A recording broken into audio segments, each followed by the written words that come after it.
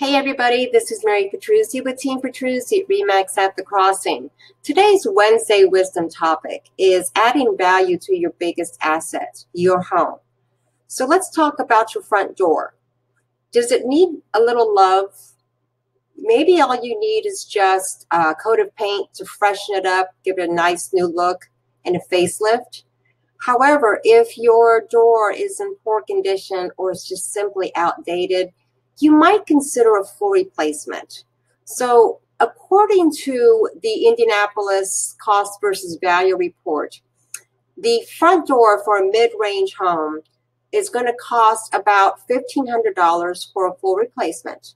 Now, the resale value on that is going to be $1,100. So you're getting a 73% return on your investment.